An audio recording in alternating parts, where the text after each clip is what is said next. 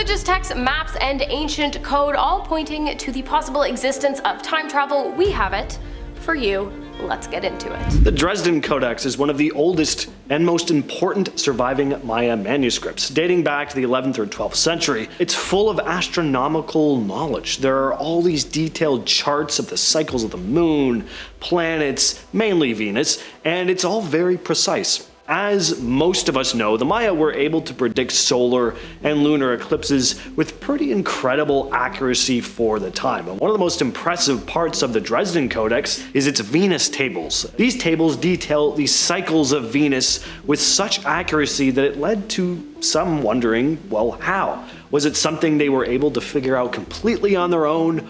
Or did they have some form of advanced knowledge or technology? There's always been pretty wild theories about the ancient Maya, mainly that they might have had access to information from extraterrestrials, which is something I'm sure we'd all love to believe, just a fun idea. The Codex also features more mythological elements too. Now, most experts believe that the Maya were just super smart. They carefully observed the night sky and used all these complicated mathematics, which is pretty amazing as is, but there's always that part of my brain that entertains some of the more fantastical ideas. The Hindu epic Mahabharata, which is speculated to have been written sometime around 400 BCE, contains a story that follows a king, his daughter, and their search for her perfect suitor. The king, King Kakudmi, was a powerful leader who ruled over a prosperous and advanced mythical kingdom located under the sea. To his dismay, he could find no one he believed to be worthy of his daughter Revati's hand in marriage, and so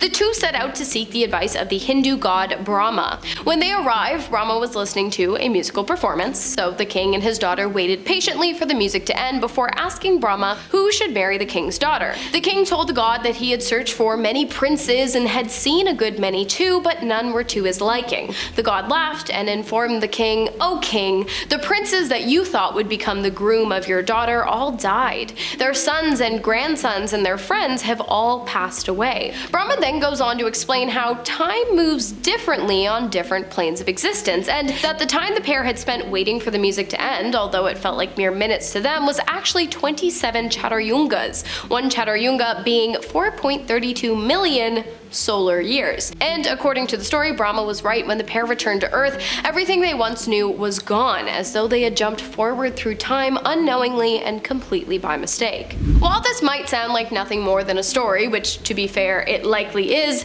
the theory of time running differently on different planes of existence actually ties in greatly with Albert Einstein's theory of relativity. If you're not familiar with Einstein's theory, it states that the same law of physics hold true in all inertial reference frames, and that the speed of light is the same for all observers, even those moving with respect to one another. Simply put, it is the idea that the speed at which time happens is liable to change, although it will always feel the same to the respective observer existing in the respective plane. Furthermore, Einstein believed that space, time, and motion all collapse into a fourth dimension in which they all act on each other, and that gravity plays a major role in the passage of time, with a surplus of gravity causing time to go slower, and an absence of gravity causing time to accelerate. The idea of alternate planes existing adjacent to or inside of our own, with their own laws of time completely separate from our own, existing some 2,500 years ago, is pretty crazy. I mean, not only does it mention relative time travel, but based on the story's similarities to Einstein's theory, it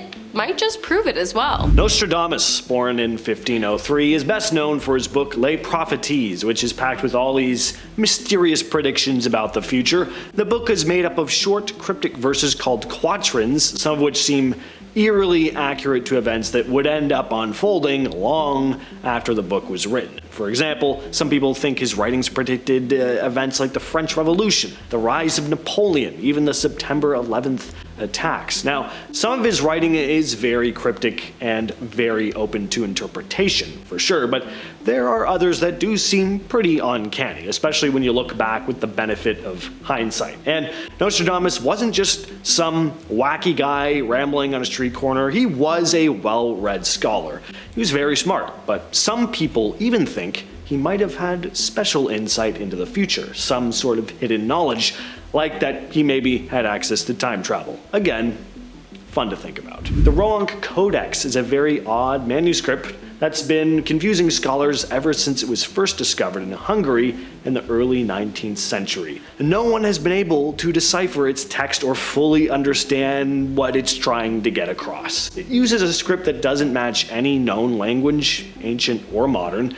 It's like a code or cipher that no one has managed to crack, but there have been attempts. The illustrations in the manuscript are just as strange, showing scenes that seem to mix religious, mythological, and fantastical elements. Some of the drawings depict intricate but unfamiliar symbols, as well as scenes of what appear to be your more standard religious ceremonies. There are also images that kind of look like stuff found in other ancient cultures, almost like it's showing this world where all these different cultures were coexisting. Is the book a hoax, an actual piece of some sort of forgotten civilization, or something else entirely? The Piri Reis Map contains what cartographers believe to be a depiction of ancient subtropical Antarctica. Here's the thing, the Piri Reis Map was created back in 1513, and Antarctica wasn't discovered until January of 1820. Furthermore, by the time the Piri Reis Map was created, Antarctica was already completely frozen. The map was created by a Turkish admiral and cartographer named Piri Reis, and although Antarctica isn't outright labeled on the map, many modern-day cartographers believe that the landmass located at the bottom right corner of the map is representative of the continent and how it would have appeared more than 34 million years ago before becoming a frozen wasteland. So the question here is, did Piri Reis travel back in time to witness the rainforest-like geography of Antarctica? And if so, how did he know where to look?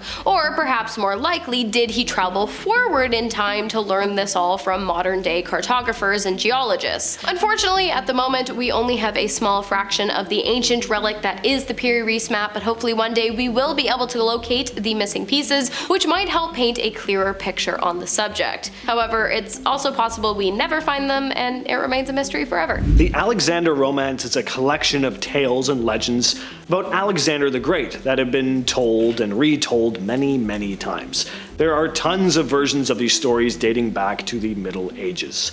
The stories are kind of a mix of history with myth, creating this very dramatic version of Alexander's life. There's one tale accompanied by illustrations that people often look at and go, wait, is that what I think it is? That looks like a submarine. In the story, Alexander journeys to the edge of the world, where he encounters strange and fantastical creatures like a giant crab. He ends up acquiring a vessel to travel underwater to collect pearls.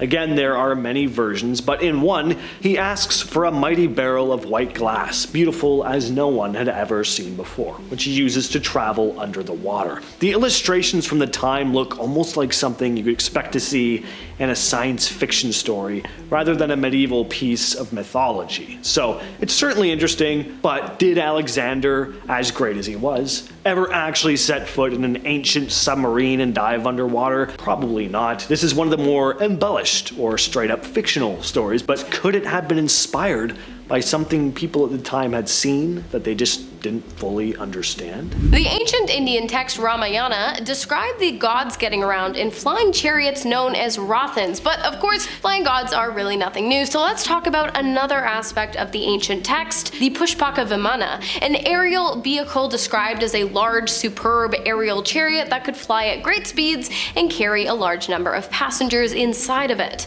Starting to sound familiar? There are a number of references to flying machines throughout the Ramayana epic that outline one, their aerial agility. Vimanas are said to be capable of riding into the sky vertically, horizontally, and diagonally, which signifies precision propulsion control, and in some stories they are even said to have visited space. 2, their speed, which allowed them to cover extensive areas within hours. 3, their materials. They were said to be made of metals and alloys. 4, their weaponry. Some of these flying machines were described as being armed with a variety of powerful weapons, which many people believe is an implication of military use. And 5, their energy sources, which include solar power and mercury propulsion. Mercury, which was one time strongly considered for use in rocket fuel, until safer options were discovered, that is. The similarity between the tales told in the Ramayana and aerial and aerospace engineering are pretty uncanny if you ask me. Maybe it's because the people in charge of writing the text, which dates back to between the 7th and 15th century BCE,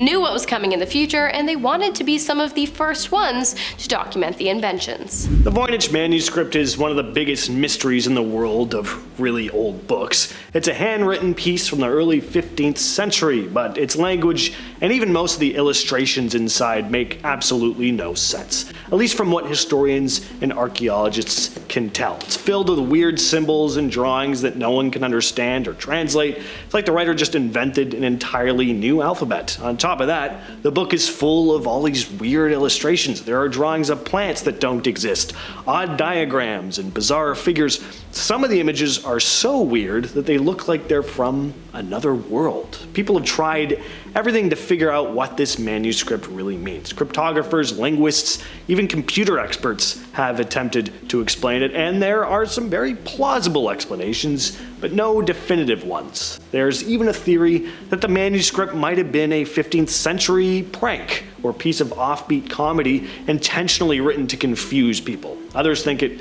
could actually be a lost language or code, but what if, just what if, the Voynich Manuscript actually contains super advanced knowledge from the distant future, which was shared to the mystery author by a time traveler?